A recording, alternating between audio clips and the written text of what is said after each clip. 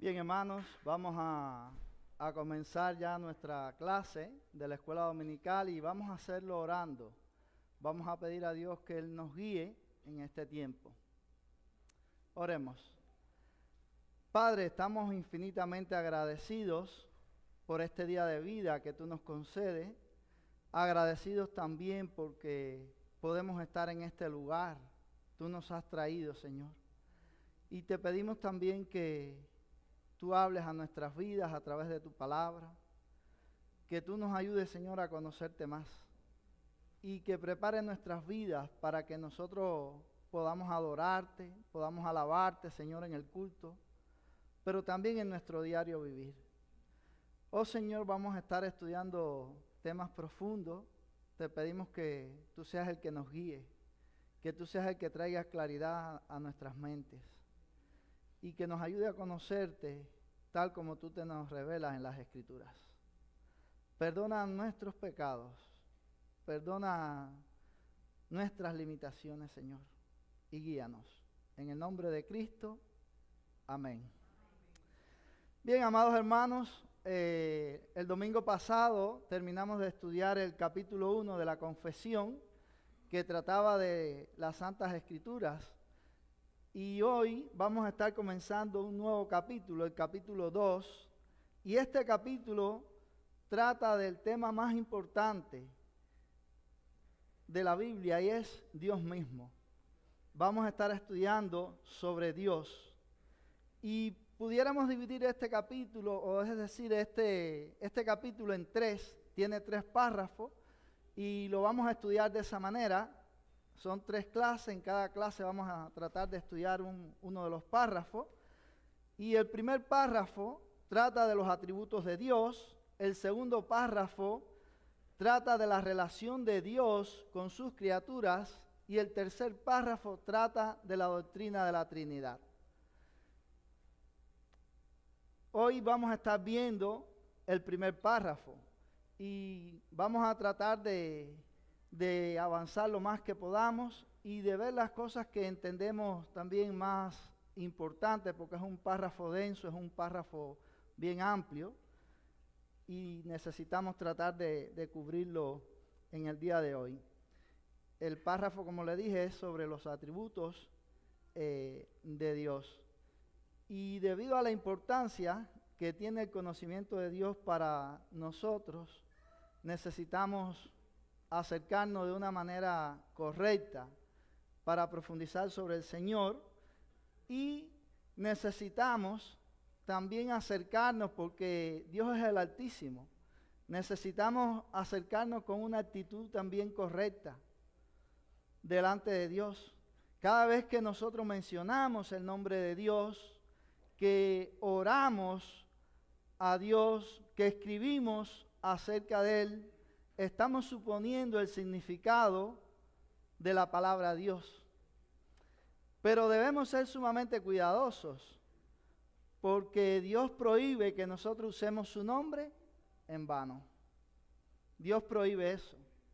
Y mientras nosotros vamos a estar profundizando o estudiando acerca de Dios, de la doctrina de Dios en las Escrituras, hay también muchas iglesias que están estudiando cosas que realmente no tienen que ver con las Escrituras, que están enfatizando enseñanzas de hombres como no declares, por decir alguna de esas enseñanzas. Y nosotros creemos que los cristianos deben enfocarse realmente en el estudio de las Escrituras. Así que debemos acercarnos con humildad para poder estudiar este tema de Dios. Y de ahí la importancia de esta doctrina, ya que queremos hablar de Dios de manera correcta, que proteja y mantenga la reverencia que Dios exige de sus criaturas. Es decir, que al acercarnos a Dios debemos tener esto presente. A veces, cuando las cosas se hacen común para nosotros, muchas veces le perdemos quizás un poco el respeto. Y no debe ser así con Dios. Nosotros siempre debemos saber que Dios es el creador, que Dios está sobre todo y que Él merece toda la reverencia debida a su nombre. Que no podemos tomar el nombre de Dios en vano.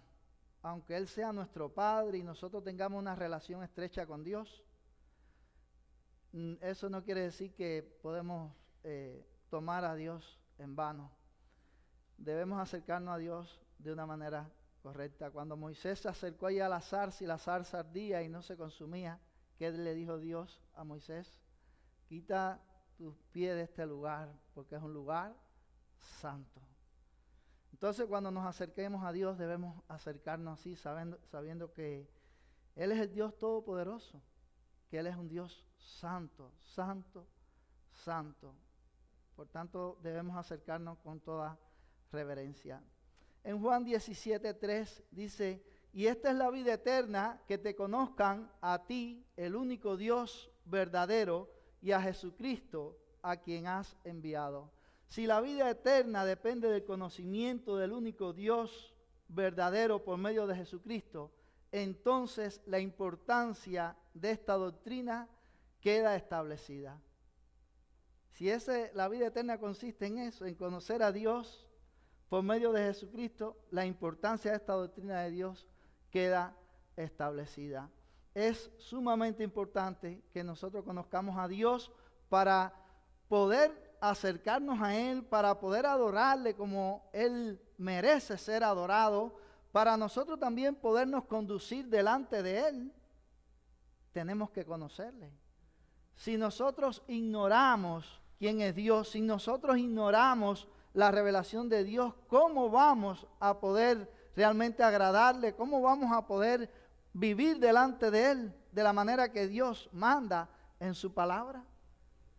¿Cómo vamos a solucionar nuestro problema con Dios si nosotros ignoramos quién es Dios? ¿Qué quiere Dios? ¿Cómo debemos conocer a Dios? ¿Cómo debemos relacionarnos con Dios? Es importante entonces conocer todas las escrituras y todas las doctrinas, pero esta es una doctrina bien importante, como hemos dicho. Pero es una doctrina profunda, hermano. Quiero recalcarlo una vez más y debemos acercarnos con toda humildad y con toda reverencia. Dice el Salmo 139, verso 6. Pudiéramos leer más versos ahí, pero por cuestión de tiempo solo leemos el verso 6. Dice, tal conocimiento es demasiado maravilloso para mí, alto es, no lo puedo comprender. Así que al acercarnos a Dios, debemos acercarnos con esa perspectiva, de saber que estamos pisando tierra santa, que el conocimiento de Dios es algo bien maravilloso, es algo que escapa a nuestra razón, escapa a nuestro intelecto. Por eso el salmista decía, alto es, no lo puedo comprender. Y pudiéramos buscar otros textos de las Escrituras que hablan así también en este mismo tono, en este mismo sentido, haciéndonos ver que Dios está más allá de nuestras mentes, porque nuestras mentes son limitadas. Vamos a estudiar los atributos de Dios, pero sería bueno entonces preguntarnos qué son los atributos de Dios. Y quisiera aclarar algo con relación a esto, porque cuando pensamos en atributos, y esto ha generado controversia entre muchos teólogos, muchas veces se piensa que es como que le añadimos algo a Dios. Cuando dice atributo, como que se le atribuye algo a Dios, y debemos dejar claro que no es algo que añadimos a Dios. Cuando estamos hablando de los atributos de Dios, no es algo que añadimos a Dios. Cuando hablamos de los atributos de Dios, nos referimos a sus características, a sus perfecciones, a los diferentes aspectos de su naturaleza o su esencia. Eso es lo que queremos decir por atributo de Dios, pero no es que se le añade algo a Dios, no es algo que le estamos atribuyendo a Dios. Nosotros no le atribuimos nada a Dios. Nosotros solo podemos reconocer lo que Dios nos ha revelado de sí.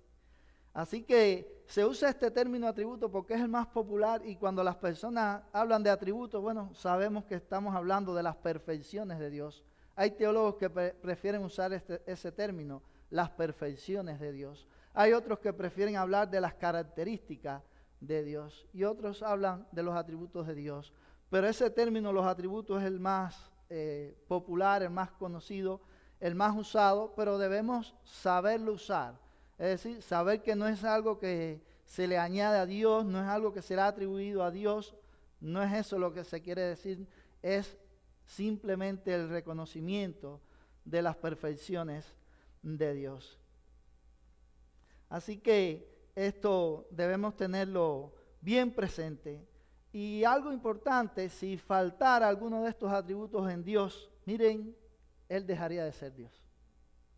Dios dejaría de ser Dios. Porque estas perfecciones son propias de Él, son intrínsecas al ser de Dios y le diferencian de toda la creación. Estas características diferencian a Dios de toda la creación. Ahora, ¿cómo clasifican los teólogos los atributos de Dios o las perfecciones de Dios? Han sido clasificadas de muchas maneras. Cuando usted entra en un libro de teología puede encontrar cualquiera de esas formas de agruparlos, vamos a decir, o de clasificarlos. Pero todas ellas son insuficientes. Eso tenemos que decirlo. Nos ayudan a estudiar, pero son insuficientes, es decir, no son del todo adecuadas o del todo correctas para hablar de Dios. Pero voy a mencionar 4 de ellas que son las más usadas, las más populares. La primera, se habla de los atributos naturales y morales de Dios. Se habla también, la segunda, de atributos absolutos y relativos. Se habla de atributos inmanentes y emanentes. Y se habla de atributos incomunicables y comunicables. Esta última es una de las más populares y es una de las más usadas, hablar de los atributos incomunicables y de los comunicables. Los incomunicables son aquellos que son propios, es decir, todos son de Dios, todos son propios de Dios, pero son esos que están únicamente en Dios. Los comunicables, como que Dios permite que nosotros participemos en alguna medida imperfecta de ellos. Pero solo porque en dependencia de Dios, Dios es el que lo hace. Pero realmente todos son características propias del ser divino. Y eso lo diferencia de todos. Así que, sin más, vamos a leer el párrafo 1 de la confesión que trata de los atributos de Dios. Y dice nuestro párrafo: el Señor nuestro Dios es un Dios único, vivo y verdadero, cuya subsistencia está en Él mismo y es de Él mismo, infinito en ser y perfección, cuya esencia no puede ser comprendida por nadie sino por Él mismo, es espíritu purísimo, invisible, sin cuerpo, miembros o pasiones, el único que tiene inmortalidad y que habita en luz inaccesible, es inmutable, inmenso, eterno, incomprensible, todopoderoso, infinito en todos los sentidos, santísimo, sapientísimo, libérrimo, absoluto, que hace todas las cosas según el consejo de su inmutable y justísima voluntad para su propia gloria, es amantísimo, benigno, misericordioso, longánimo, abundante en bondad y verdad, perdonando la iniquidad, transgresión y el pecado, galardonador de los que le buscan con diligencia y sobre todo justísimo y terrible en sus juicios, que odia todo pecado y que de ninguna manera dará por inocente al culpable. Eso es lo que habla el párrafo 1 de este capítulo 2 de la confesión. Y como hemos visto, es bien extenso el contenido que hay ahí. De cada una de esas palabras se pudiera quizás dar una clase. Pero vamos a verlo de alguna manera para poder pensar y poder conocer un poco más a nuestro Dios. Lo primero que nos dice el párrafo es: el Señor nuestro Dios es un Dios único, vivo y verdadero. Y esto tiene que ver con la singularidad de Dios. No hay otro Dios fuera de Dios. Eso es lo que nos quieren dejar establecido los escritores de la confesión. No hay otro Dios fuera de Dios. Es decir, que solo hay un Dios, mis hermanos. Y es el Dios que se ha revelado en las Escrituras. Ese es el único Dios que se ha revelado en la creación y que se ha revelado por medio de Jesucristo. Y dice 1 Corintios 8, capítulo 8, versos 4 y 6, pero solo vamos a leer el 6. Dice, para nosotros, sin embargo, solo hay un Dios, el Padre, del cual proceden todas las cosas, y nosotros somos para Él, y un Señor Jesucristo, por medio del cual son todas las cosas, y nosotros somos por medio de Él. Deja establecido la Escritura que solo hay un Dios, mis hermanos. Y pudiéramos leer Deuteronomio capítulo 6, verso 4. Oye Israel, Jehová nuestro Dios, Jehová uno es. Ahí está nuevamente la singularidad de Dios. Solo hay un Dios. Jehová nuestro Dios, uno es. Nosotros no creemos en 3 dioses, hermano, ni en 4 dioses. Solo hay un solo Dios. Nuestra fe es una fe monoteísta. Creemos en un solo Dios. Así que Él es el único Dios que existe, viviente y verdadero, como enfatizan los escritores de la confesión. Con esto los autores lo que nos quieren dejar claro es que el Dios vivo y verdadero es uno solo. Los otros dioses que han creado los hombres son muchos, pero son muertos. Son simplemente ídolos que se han hecho los hombres, que se han hecho las naciones. Dice la palabra de Dios en el Salmo 135, verso del 2 al 9, dice que tienen ojos y no ven, tienen oídos y no oyen, tienen boca y no hablan, tienen pie y no caminan, tienen manos y no palpan. Dice, semejante a ellos son los que lo hacen.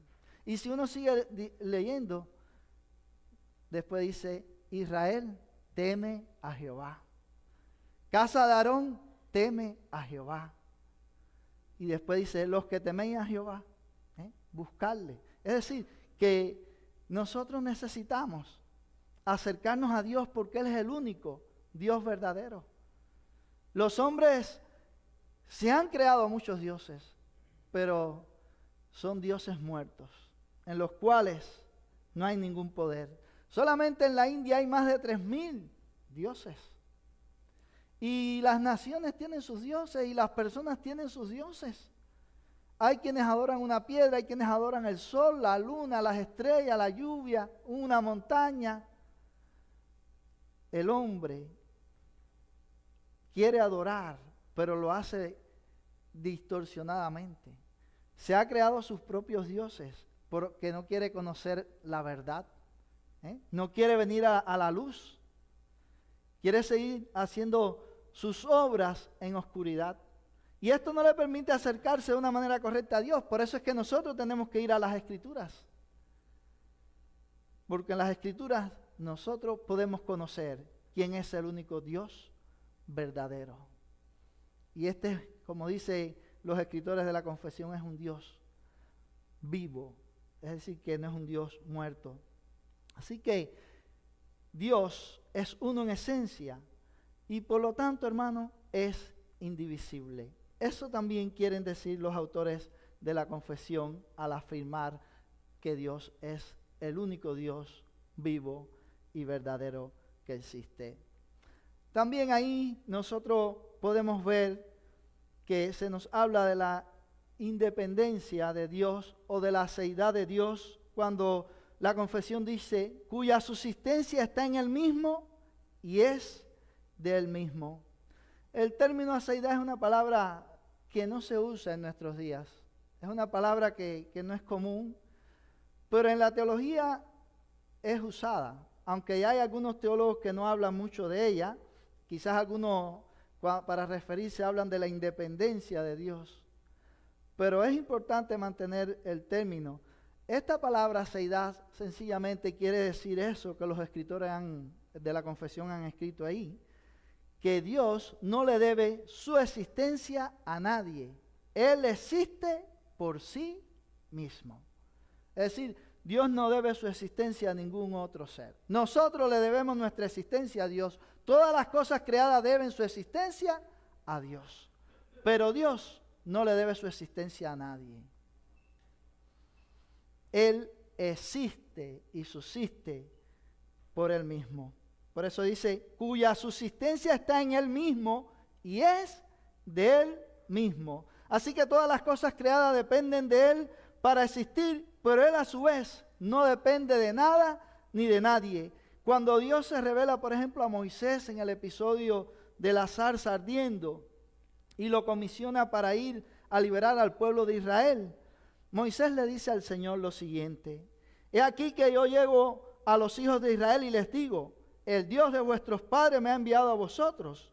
Si ellos me preguntaren cuál es su nombre, ¿qué les responderé? Y respondió Dios a Moisés, yo soy el que soy. Y dijo, así dirás a los hijos de Israel, yo soy, me envió a vosotros.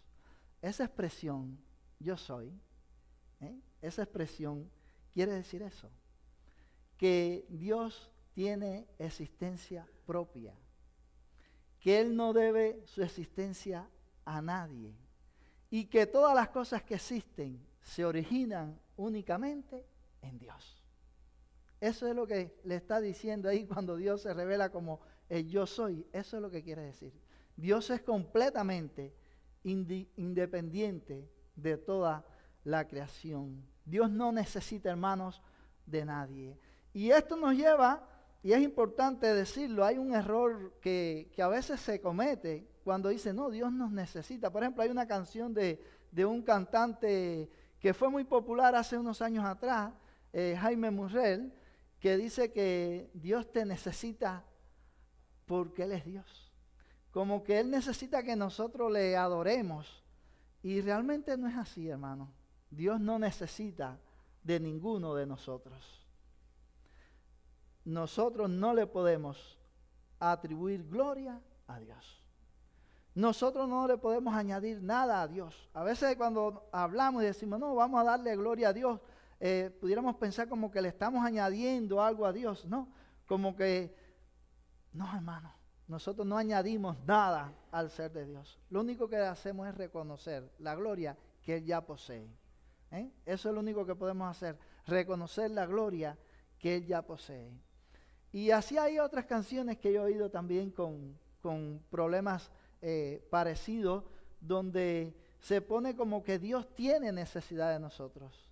Y no debemos ver a Dios así. Dios no te necesita para nada. Nosotros sí necesitamos a Dios. Ya seas creyente o no seas creyente, necesitamos a Dios. Porque si tenemos vida es por Dios, mis hermanos. Y cada día debemos darle gracias a Dios por la vida que Él nos da.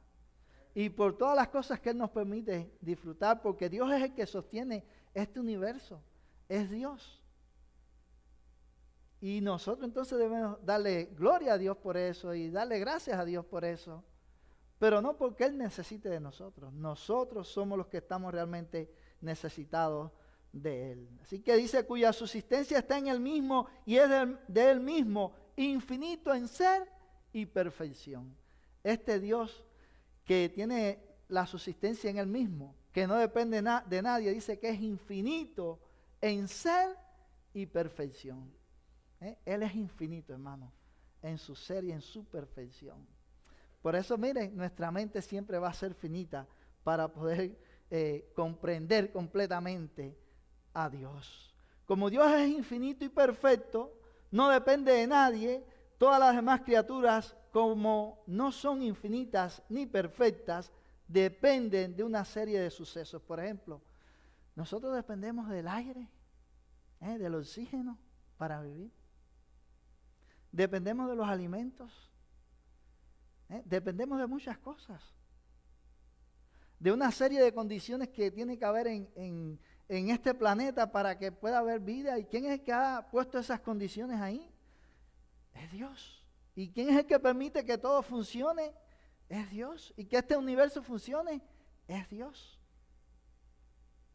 Dios es el sustentador del universo, no solo el creador. Él es el creador, pero también es el sustentador del universo. Si nosotros nos fuéramos a vivir a otro planeta, según lo que dice la ciencia hasta ahora, allí dice que no se puede vivir. Pero Dios ha permitido que nosotros, los seres humanos aquí en la tierra, podamos vivir.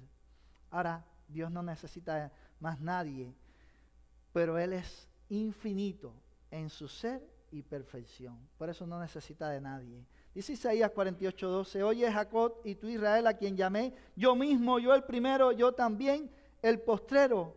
Como Dios es completamente independiente, no necesita de nadie. Y este texto nos está diciendo que Él es el primero y Él es el postrero. Es decir, todas las cosas, Él es antes y Él es después. Todas las cosas tienen su origen en Dios. Dios es infinito, hermano. Dios es completamente perfecto. No hay ninguna limitante en Dios.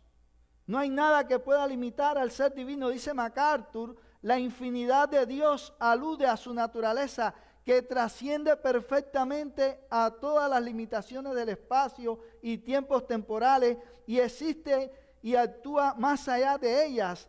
A la infinitud de Dios en relación con el tiempo se llama eternidad y cuando alude al espacio recibe el nombre de inmensidad o omnipresencia. Así que este es nuestro Dios, es infinito, está más allá de todas estas cosas que nosotros conocemos, de todas las cosas creadas. Dios es verdaderamente infinito. A veces nosotros hablamos del mundo o del universo y decimos que es infinito. Es grande y hablamos así que es infinito, pero el universo tiene sus límites. Que nosotros los seres humanos no lo conozcamos está bien, pero el único que es infinito, hermano, es Dios, porque todas las demás cosas son creadas. Todo lo demás es creado. También los autores de la confesión nos hablan de la incomprensibilidad de Dios y ellos dicen, cuya esencia no puede ser comprendida por nadie, sino por Él mismo. Hermano, cuando pensamos en Dios, y como ya dijimos, debemos ir con cautela, porque nuestro Dios es conocible, como dijimos al principio. Dios puede ser conocido. Y porque conocemos a Dios es que podemos tener vida eterna. Pero también tenemos que reconocer que Dios es incomprensible. Hay cosas de Dios que nosotros podemos conocer porque Él nos las ha revelado en su palabra, pero también Dios es incomprensible. Hay cosas en su palabra que son profundas y que para nuestra mente finita, nuestra mente humana, nuestra mente limitada, a veces nos resulta difícil comprender todo de Dios. Y eso que aquí no están todas las cosas de Dios. En la Biblia no está todo sobre Dios, está únicamente lo que Dios ha querido que nosotros conozcamos. Pero no está ahí todo de Dios. Así que tenemos que tener esta idea clara de Dios, que Él es incomprensible, hermanos. Él es un ser incomprensible. Nuestra mente finita no puede comprender a Dios, que es infinito. Él escapa al alcance de nuestro intelecto. Él está más allá de nuestra comprensión humana. Si lográramos conocer a Dios a la perfección, entonces Dios dejaría de ser Dios y sería semejante a nosotros. Si nosotros pudiéramos comprender a Dios a la perfección, ya Él no sería Dios. Él sería uno más, igual que nosotros. Él sería un ser semejante a nosotros. Pero como Él es Dios, mire, Él está más allá de nuestro razonamiento y de nuestra mente. Dice el Salmo 145:3, grande es Jehová y digno de suprema alabanza, y su grandeza es inescrutable. Y en Romanos 11:33-34 dice, oh profundidad de las riquezas, de la sabiduría, de la ciencia de Dios, cuán insondables son sus juicios e inescrutables sus caminos, porque ¿quién entendió la mente del Señor? ¿O quién fue su consejero? Hermano, nosotros tenemos que reconocer eso, que Dios está más allá de nosotros. Pudiéramos pensar en algunas verdades de las Escrituras que Dios nos ha revelado.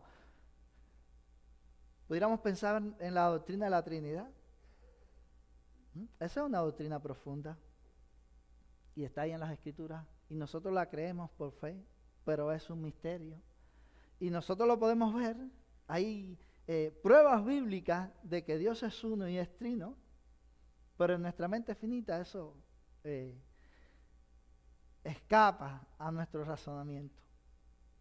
Pero está ahí. Pudiéramos quizás pensar en las dos naturalezas de Jesús. Muchas veces también nos preguntamos, ¿cómo puede esto ser? Hermano, Dios no es como nosotros.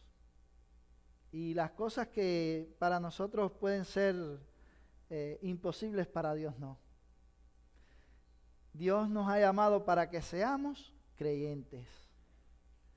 Y el cristianismo es una cuestión de fe de principio a fin. Y no es que uno no pueda buscar prueba y no pueda profundizar esas cosas también, pero finalmente nosotros tenemos que venir a Dios por medio de la fe. Y Dios, por medio de su Espíritu, es el que puede hacer que nosotros nos afiancemos en estas verdades, como por ejemplo la doctrina de la Trinidad. Porque es un misterio. La doctrina de la Trinidad es un misterio. Pero que Dios lo ha revelado. Un misterio en el sentido de que es una verdad profunda que escapa a nuestro razonamiento. Pero aceptando las evidencias bíblicas es suficiente para que nosotros podamos aceptarla y creerla. También los autores nos hablan de la espiritualidad de Dios. Dice, ese espíritu purísimo, invisible, sin cuerpo, miembros o pasiones, el único que tiene inmortalidad y que habita en luz inaccesible. Así que los escritores nos dejan claro cómo es nuestro Dios. Dice que es espíritu purísimo. Dios es un espíritu. Dios no es una materia, hermano. Dios es un ser espiritual. Y tenemos que tener eso claro de Dios. Yo voy a preguntar, ¿alguien de ustedes recuerda algún texto de las Escrituras que nos diga que Dios es espíritu? ¿Creen ustedes que hay algún texto de las Escrituras que diga eso? ¿Alguien recuerda si hay algún texto y lo puede decir? Ajá, ¿cómo dice? Muy bien. Dios es espíritu. Ahí está con toda claridad. Es una declaración del ser de Dios, cómo es nuestro Dios. Así que Dios no es material, hermano. Fíjese que los dioses que tienen los pueblos son dioses a la semejanza de ellos, en forma de hombres, de animales, de las cosas creadas.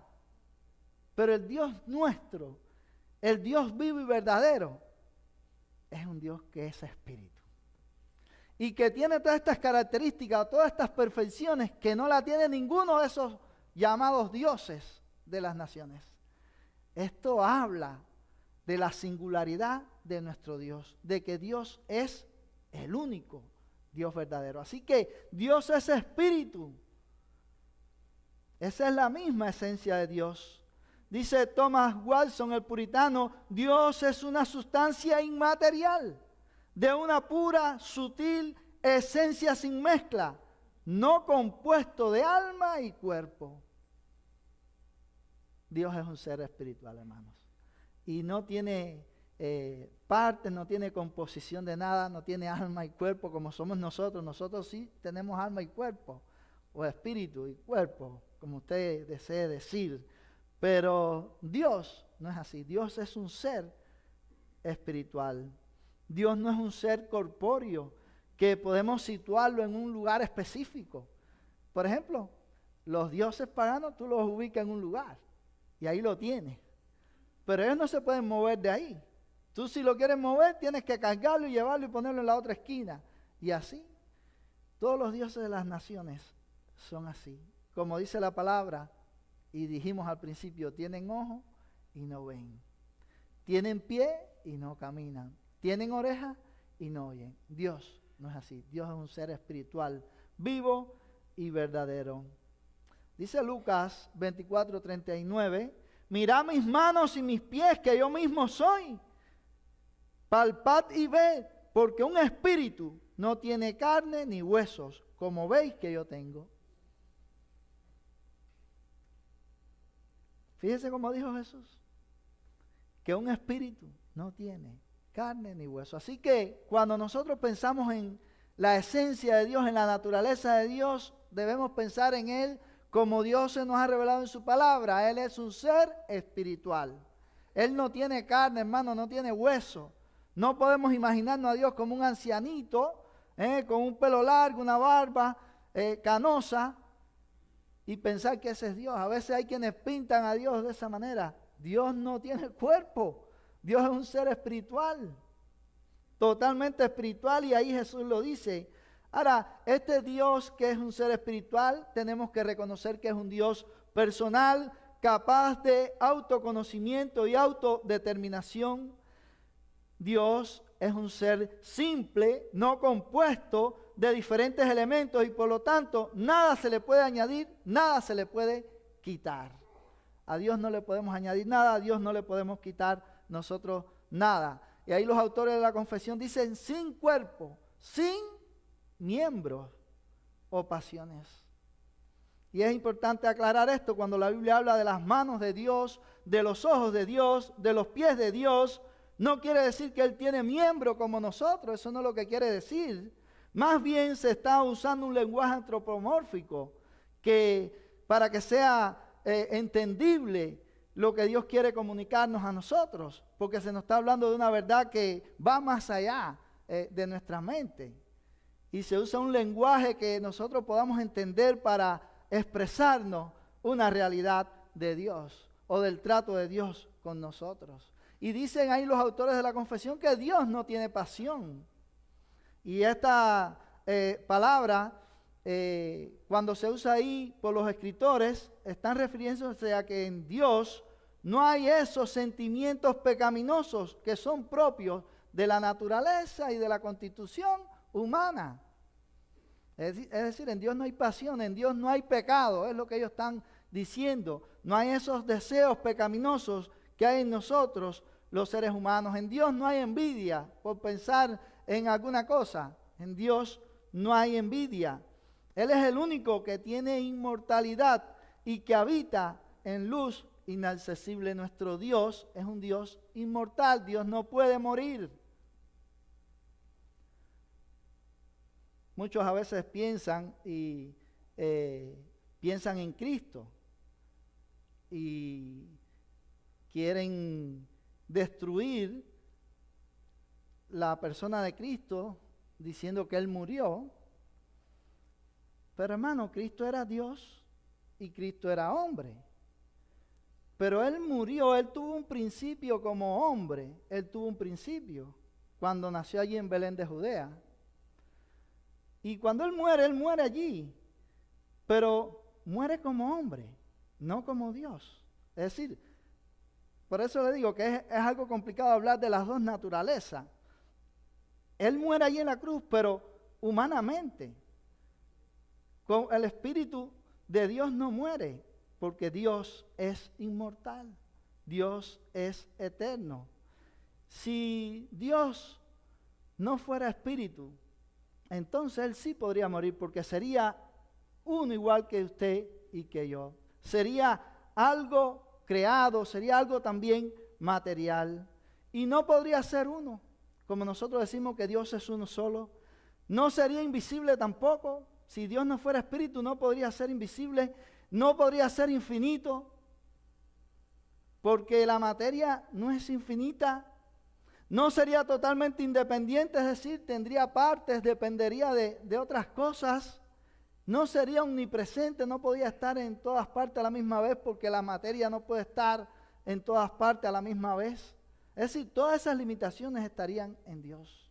Pero Dios es un ser espiritual y nosotros debemos verlo de esa manera. Así es como Él se nos revela en las Escrituras, como un ser completamente espiritual. Y a la misma vez los escritores de la confesión nos hablan de que Dios es infinito. Dice ahí en parte del párrafo, dice: es inmutable, inmenso, eterno, incomprensible, todopoderoso, infinito en todos los sentidos, santísimo, sapientísimo, libérrimo, absoluto. Ahora, infinito no es propiamente un atributo de Dios. Más bien lo que cualifica los otros atributos que están ahí, que sí es inmutable, es inmenso, es eterno, Dios es incomprensible, es todopoderoso. Esos sí son atributos de Dios. Y porque Dios es infinito, es que Él es inmutable. Porque Dios es infinito, es que es inmenso, es que es eterno, es que es todopoderoso, es que es sapientísimo, es que es libérrimo, es decir, libre, es que es santísimo, porque Él es infinito. Toda esta descripción solo es propia para Dios. Ninguna otra criatura puede ser descrita de esa manera. Solo el Dios que se revela en las Escrituras se ha revelado con esas características o con esos atributos. Dice Charles Hodge, cuando se dice que Dios es infinito en cuanto a su existencia, lo que significa es que ninguna limitación puede ser asignada a su esencia. Es decir, nada se puede asignar, ninguna limitación se puede asignar a la persona de Dios. Por eso Él es todopoderoso, Él es infinito, Él es todo santo, Él es todo sabio. No hay nada que pueda limitar a Dios. Nada lo limita a Él. Y esto tiene sus implicaciones. Por ejemplo, que Dios está presente universalmente en su esencia. Cuando decimos que Dios es inmenso, estamos afirmando que Él trasciende todo espacio sin estar sujeto a las limitaciones de este. Él está en todo lugar con su ser completo. Y eso va más allá de nuestra mente. Pero así se nos ha revelado Dios en su palabra y nosotros solo tenemos que creerlo. Cuando nosotros pensamos que Dios es inmenso, como dicen ahí los escritores, nosotros tendemos a pensar que Dios como que es grande. Y eso no es lo que está diciendo. Lo que significa es que todo Dios está en todo lugar a la misma vez. Cuando ellos dicen que Él es inmenso, eso es lo que está diciendo. Que todo Dios, todo el ser de Dios está en todo lugar y a la misma vez. No es que Él es grande, sino eso, que Él puede estar, el ser de Dios está en todo lugar y a la misma vez. Eso es algo grande. Yo, por lo menos, va más allá de nuestra mente, porque nosotros como somos finitos, decimos, ¿cómo algo puede estar todo en este lugar y a la misma vez? Yo estoy aquí nada más y no puedo estar allá en la cocina.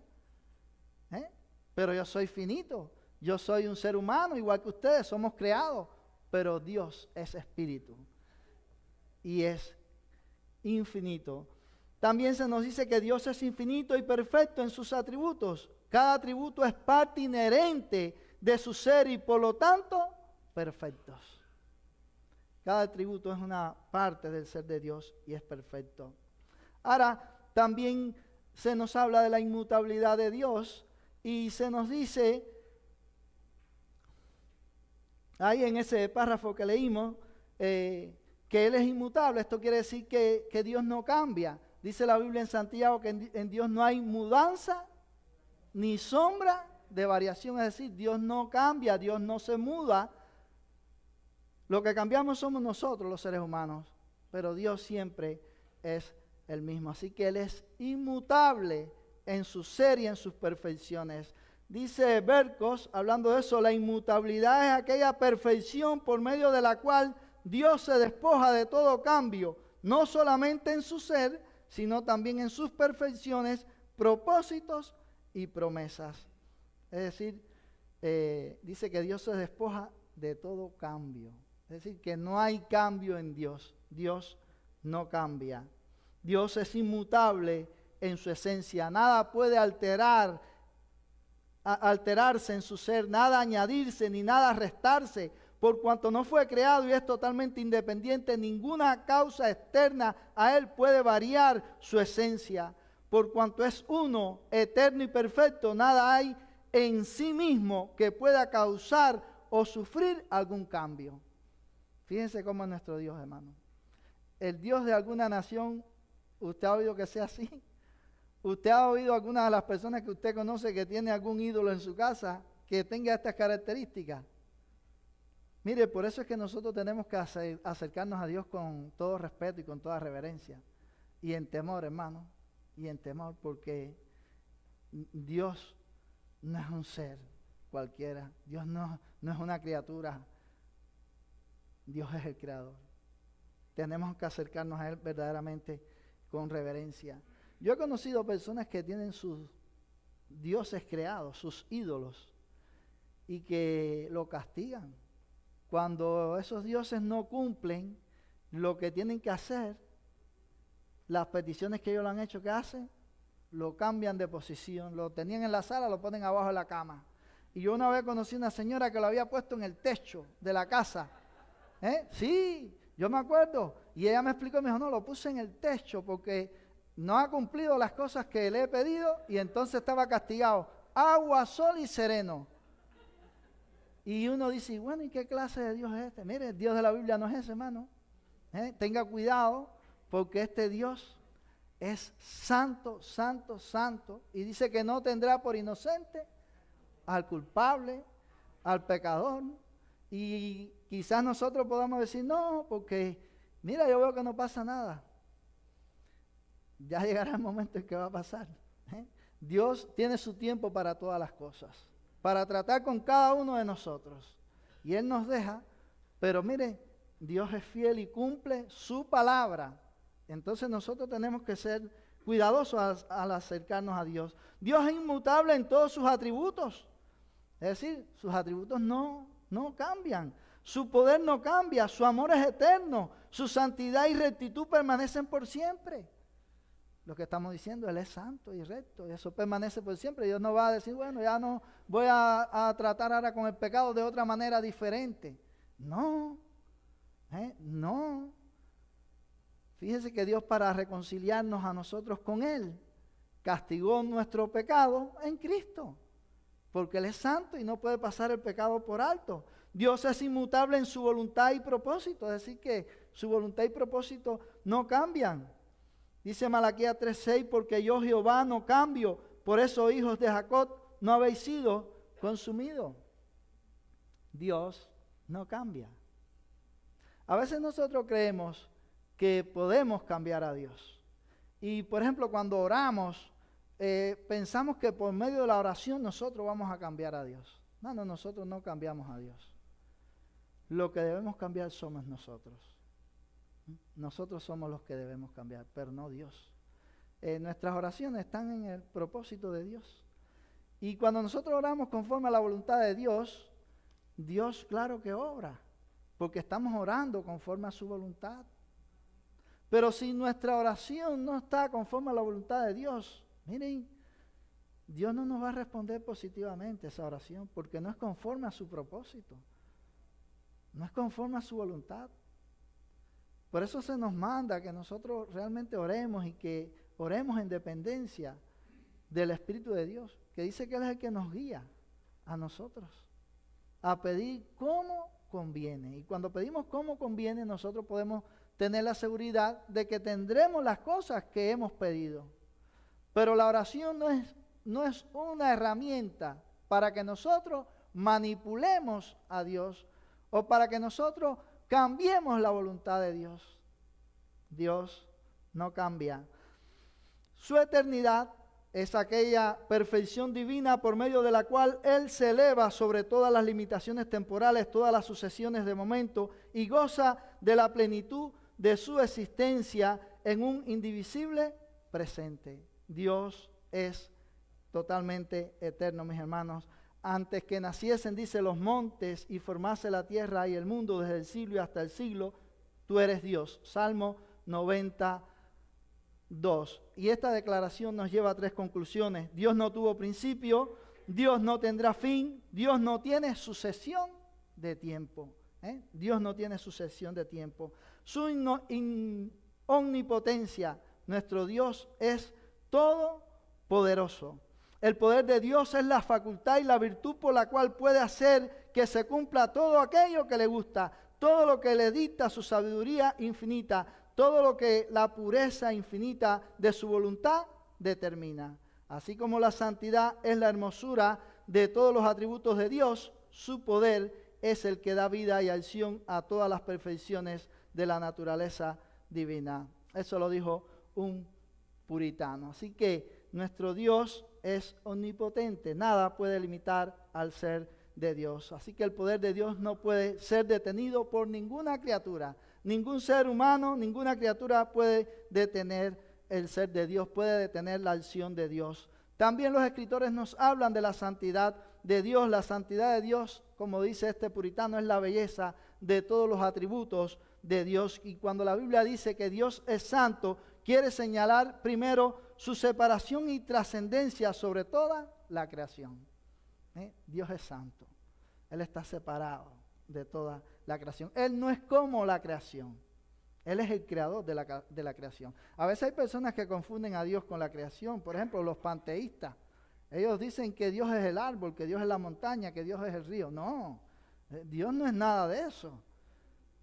Dios es el creador de todas estas cosas. Dios es el creador del universo, pero Él mismo no es el universo. Él es solamente el creador del universo. No podemos nosotros limitar a Dios así. No podemos hacer nosotros a Dios algo creado. También el carácter inmaculado de su carácter. Así que cuando pensamos en la santidad de Dios, pensamos que no hay mancha en Dios. No hay pecado en Dios. Dice 1 Juan 1:5, Dios es luz y no hay tinieblas en Él. Y Dios también es soberano, nos dicen los escritores de la confesión. Dice que hace todas las cosas según el consejo de su inmutable y justísima voluntad para su propia gloria. Dios es soberano, por tanto gobierna todas las cosas para su propia gloria. Dios guía todas las cosas para su propia gloria, mis hermanos. Nada escapa de su control. Dios gobierna lo bueno, Dios gobierna lo malo. Hay personas que no les gusta que uno diga eso, pero eso es lo que enseña la Biblia. Eso es lo que dice la Biblia. Y nosotros creemos en las Escrituras. ¿Significa esto que Dios es el autor del pecado? No. No, Dios no es el autor del pecado. Lo que los escritores están afirmando es que los pecados y los errores de sus criaturas están en el marco de su gobierno. Es decir, no escapan al gobierno de Dios. Pudiéramos pensar, se nos acaba el tiempo, pero pudiéramos pensar en José, cuando sus hermanos tramaron toda esta historia y todo lo que hicieron contra él y lo vendieron. Sus hermanos pecaron contra él. Y José sufrió mucho. Pero si nosotros leyéramos Génesis 45 del 5 al 8, José dijo que Dios había hecho su voluntad y que Dios lo había hecho todo para bien. Y uno puede preguntarse, bueno, ¿y cómo fue eso? Sencillamente, los pecadores actúan libremente, dan rienda suelta a sus pasiones pecaminosas, pero a la vez ellos estaban cumpliendo el propósito eterno de Dios. Y lo mismo fue lo que pasó con Cristo. Por ejemplo, en Hechos 2, 23, 24 dice, a este entregado por el determinado consejo y anticipado conocimiento de Dios. ¿Quién entregó a Cristo? Dice ese texto. Dios. Dice, este entregado por el determinado consejo y anticipado conocimiento de Dios. Prendiste y mataste y por manos de inicuo, crucificándole, al cual Dios levantó, suelto los dolores de la muerte, por cuanto era imposible que fuese retenido por ella. Dios lo entregó, hermanos. Pero fíjese, dice Hechos 4, 27 al 28, porque verdaderamente se unieron en esta ciudad contra tu santo Hijo Jesús, a quien ungiste, Herodes y Poncio Pilato con los gentiles y el pueblo de Israel, para hacer cuanto tu mano y tu consejo habían antes determinado que sucediera. Los hombres en su pecado, en su rebeldía en contra de Dios, crucificaron a Cristo.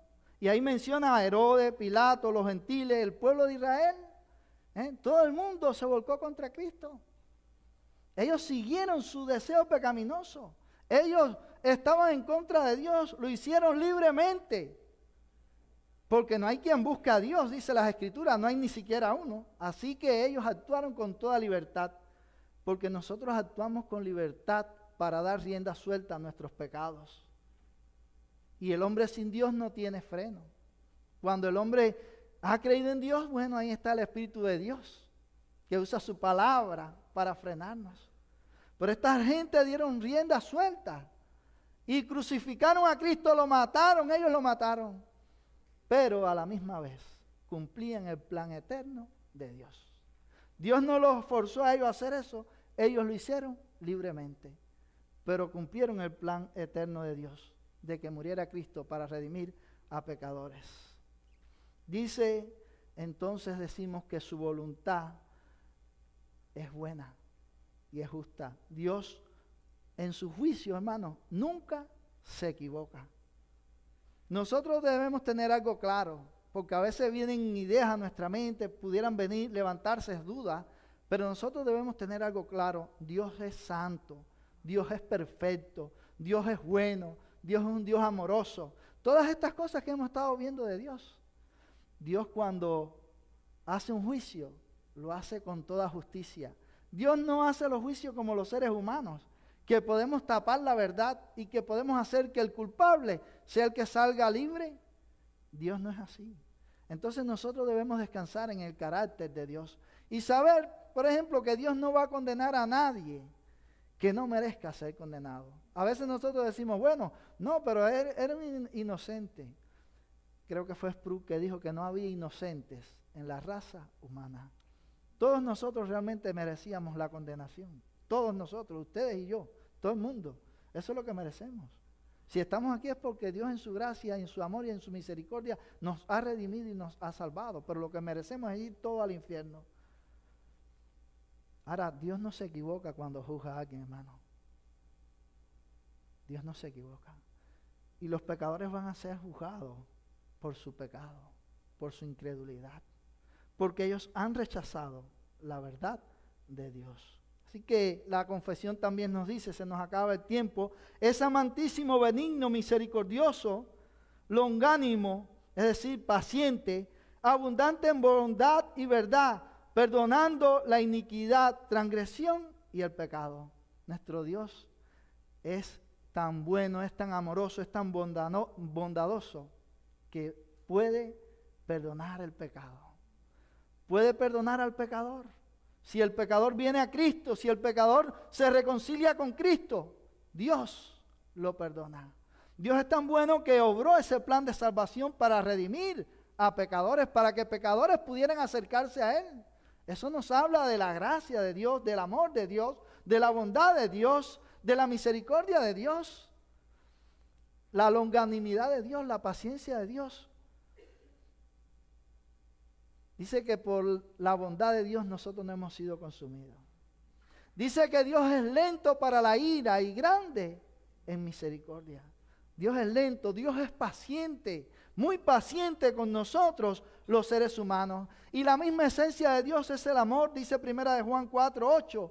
Dios es amor. No dice que Dios ama, Dios ama o Dios siente amor, dice Dios es. Eso es lo que Dios mismo es, Él es amor. Dios es todo justicia. Ya con esto terminamos. Dice ahí al final del párrafo, galardonador de los que le buscan con diligencia y sobre todo justísimo y terrible en sus juicios, que odia todo pecado y que de ninguna manera dará por inocente al culpable. Dice que Dios es justísimo y terrible en sus juicios.